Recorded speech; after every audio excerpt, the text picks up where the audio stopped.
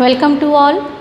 पिछले video lecture में हमने देखा कि एक कंपनी जब अपने अंशों और ऋण पत्रों का निर्गमन करते समय उनका अभिगोपन किसी एक अभिगोपक के माध्यम से करवाती है तो वह किस प्रकार से उस अभिगोपक के दायित्व का निर्धारण अलग अलग दिशा में करती है।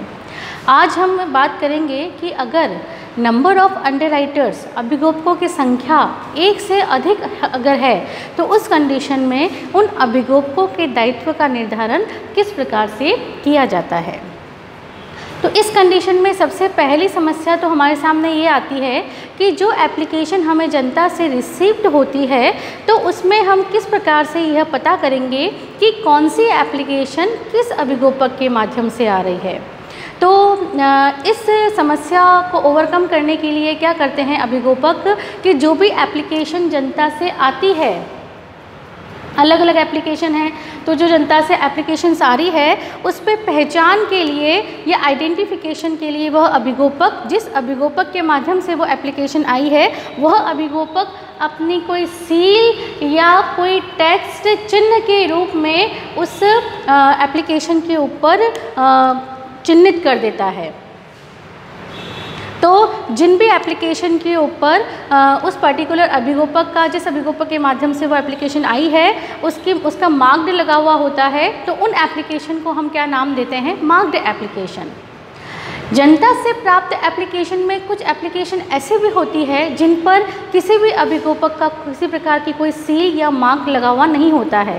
इन एप्लीकेशन को हम बोलते हैं अचिह्नित आवेदन पत्र, मतलब अनमार्क्ड एप्लीकेशन।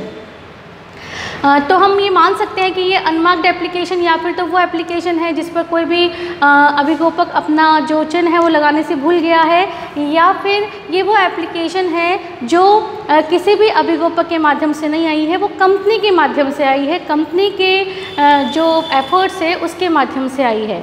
लेकिन क्योंकि यहाँ पे पूर्ण अभिगोपन हुआ है तो उन अचिह्नित आवेदन पत्र का भी लाभ अभिगोपकों को दिया जाता है। तो अब किस प्रकार से हम मार्क्ड और अनमार्क्ड एप्लीकेशन को हम किस प्रकार से एडजस्ट करते हुए समायोजन करते हुए हम एक से अधिक अभिगोपकों के दायित्व का निर्धारण करते हैं, ये समझने के लिए मैंने एक एग्जाम्पल पहले बोर्ड पे लिख दिया है। तो उस एग्जाम्पल के माध्यम से ही हम यहाँ पर समझेंगे। तो आप यहाँ पर देख रहे हैं कि कंपनी शेयर कितने इशू कर रही है, 20,000 इक्विटी शेयर इशू कर रही है जिसकी फेस वैल्यू कितनी है, 10 रुपये है। और इन 20,000 अंशों का पूर्ण अभिगोपन, कौन सा अभिगोपन, पूर्ण अभिगोपन हो रहा है। और जो नंबर ऑफ अंडरराइटर्स है, जो अभिगोपक है, वो यहाँ पर आप देख रहे हैं कि 3 हैं, ए, बी और सी। ए ने जो 20,000 अंशों में से अभिगोपन किया है वो 10,000 अंशों का किया है, बी ने 6,000 अंशों का किया है और सी ने 4,000 अंशों का किया है। इस प्रकार से पूरे 20,000 अंशों का अभिगोपन हो रहा है। यहाँ पर एप्लीकेशन जो जनता से प्राप्त हुई है वो 20,000 में से 16,000 इक्विटी शेयर्स की एप्लीकेशन प्राप्त हुई है। तो इसका सीधा सीधा मतलब है कि 4,000 अंशों के लिए आवेदन पत्र प्राप्त नहीं हुए हैं। तो ये 4,000 अंशों को लेने का दायित्व किसका होगा, अभिगोपकों का, ए, बी, सी। तो हमें बस यहाँ पे इतना निकालना है कि इन 4,000 में से ए कितने शेयर लेगा, ए की कितनी लायबिलिटी है, बी कितने शेयर लेगा, बी का कितना दायित्व बनेगा और सी को कितने शेयर लेने पड़ेंगे, ये हमें ज्ञात करना है। ठीक है।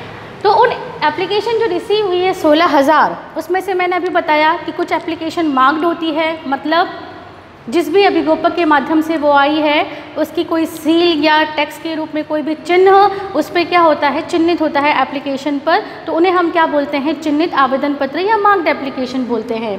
तो मार्क्ड एप्लीकेशन कितनी है 16,000 में से, ए का मार्क लगी हुई कितनी एप्लीकेशन है, 8,000 एप्लीकेशन है, बी का मार्क लगी हुई 2,850 एप्लीकेशन है और सी का मार्क लगी हुई 4,150 मार्क्ड एप्लीकेशन है।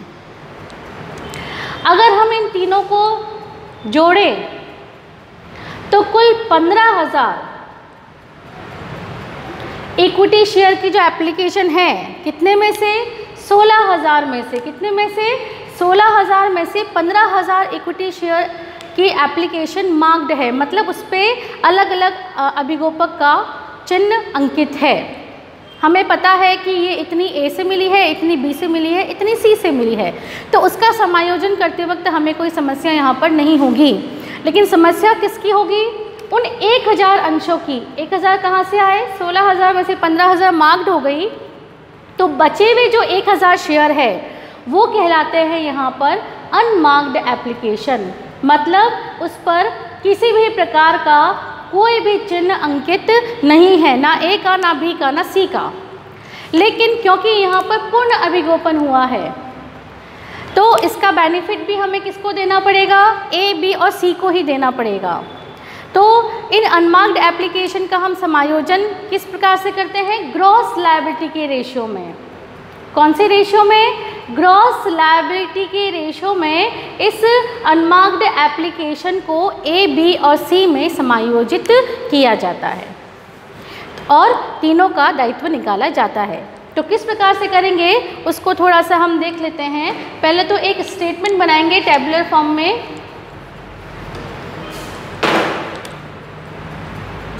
जिसकी हेडिंग हम दे देते हैं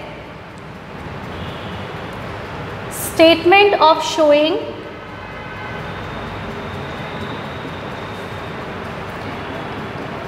net liability of under writers.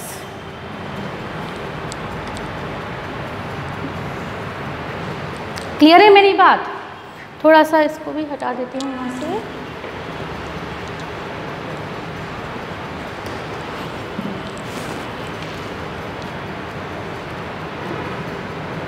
अब हम यहाँ पर जो पहला कॉलम बनाएंगे वो बनाएंगे पर्टिकुलर का, दूसरा कॉलम बनेगा ए अंडर राइटर का, फिर बी अंडर राइटर का, देन सी का, और जो लास्ट कॉलम बनेगा वो बनेगा टोटल का।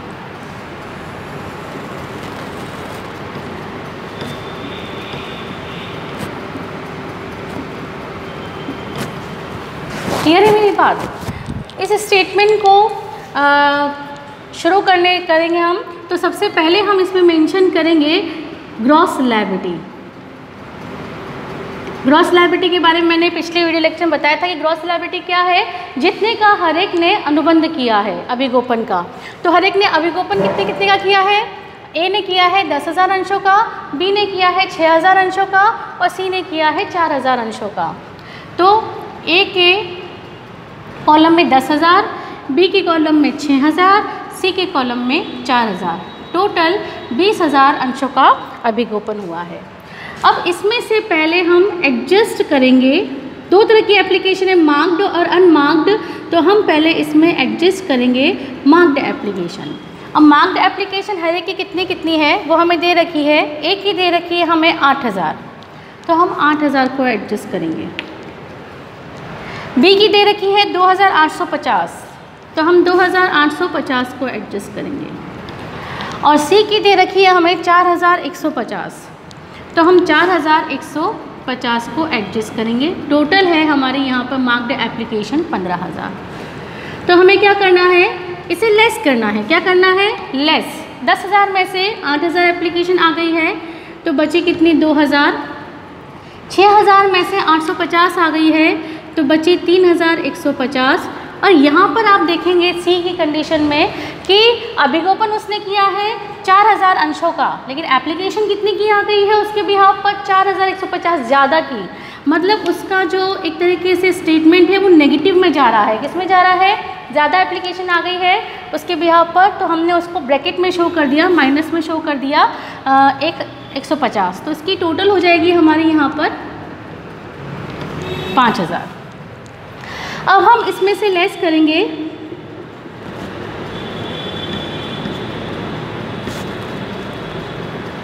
Unmarked application. अनमार्क्ड एप्लीकेशन को लेस करने से पहले मैं यहाँ पर एक बात दूसरी बताना चाहूँगी कि आप देख रहे हैं यहाँ पर कि ए का जो मार्क्ड एप्लीकेशन घटाने के बाद में उसका जो बैलेंस आ रहा है वो पॉजिटिव आ रहा है। मतलब अभी उसकी 2,000 की लायबिलिटी बन रही है। बी का 3,150 का आ रहा है, लेकिन सी का जो बैलेंस है वो नेगेटिव जा रहा है।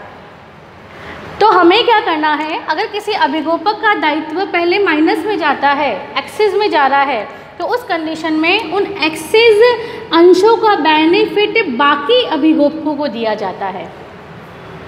नेगेटिव में कब जाएगा, जब उसने अभिगोपन कम का किया है, एप्लीकेशन ज़्यादा आ गई, मतलब ये आधिक्य हो गया, एक तरीके से सरप्लस हो गया 150 का, तो इसका बेनिफिट हम किसको देंगे, बाकी अभिगोपकों को देंगे। अब प्रश्न यहाँ पे ये आता है कि किस अनुपात में देंगे, तो फिर से वही बात, ग्रॉस लायबिलिटी के अनुपात में देंगे।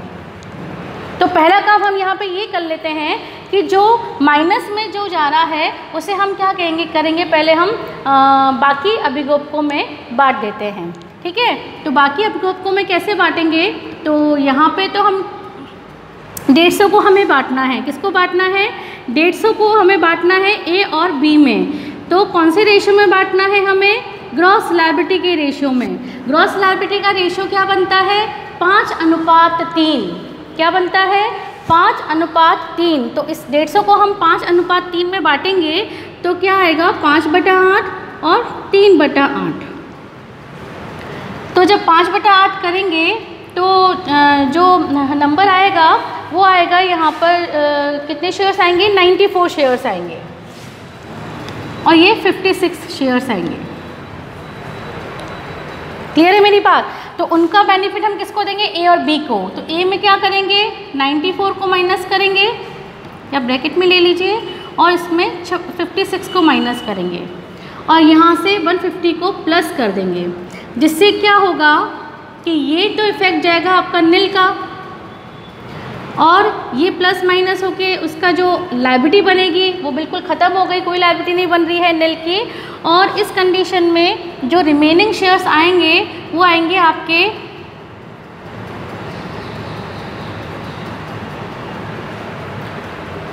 1906 के।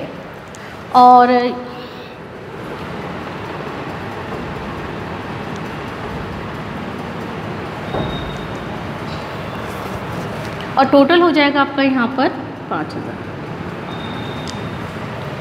अब हम यहाँ पर लेस करेंगे अनमार्क्ड एप्लीकेशन।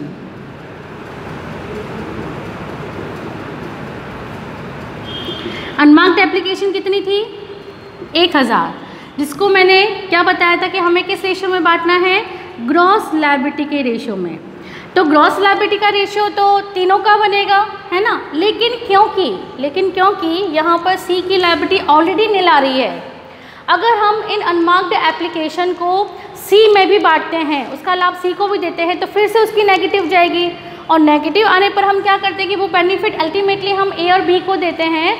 तो इस कंडीशन में अगर अनमार्क्ड एप्लीकेशन बांटने से पहले ही अगर किसी अभिगोपक का जो दायित्व है ऑलरेडी नील आ चुका होता है, तो फिर उसे अनमार्क्ड एप्लीकेशन का बेनिफिट नहीं दिया जाता, क्योंकि अगर देंगे तो भी वापस से हमें उसे वापस से ए और बी में ही बांटना पड़ेगा। तो हम यहाँ पे क्या करेंगे, डायरेक्टली 1000 जो अनमार्क्ड एप्लीकेशन है उसे ए और बी में ही बांटेंगे। तो ए और बी में बांटेंगे तो सीधी सी बात है, किस अनुपात में बांटेंगे हम यहाँ पर, 5:3 में।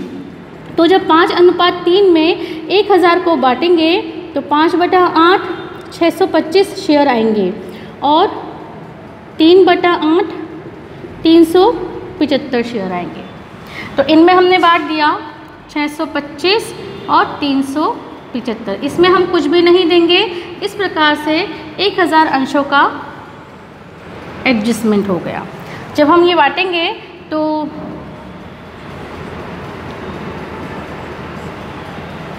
1281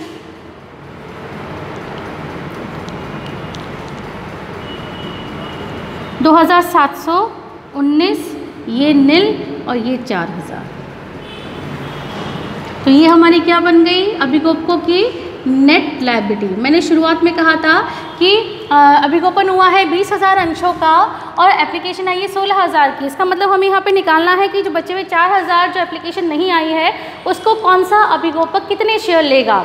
तो अब आपको शायद समझ में आ रहा होगा कि 4,000 में से ए का दायित्व मतलब ए को कितने शेयर लेने पड़ेंगे 1281, बी को कितने शेयर लेने पड़ेंगे 2719 और सी को यहाँ पर कुछ भी शेयर नहीं लेने पड़ेंगे। तो इस प्रकार से हमने देखा कि अगर एक से अधिक अभिगोपक अगर होते हैं तो अनमार्क्ड और मार्क्ड एप्लीकेशन का समायोजन करते हुए उनका दायित्व किस प्रकार से निकालते हैं। आगे देखेंगे नेक्स्ट लेक्चर में। Thank you.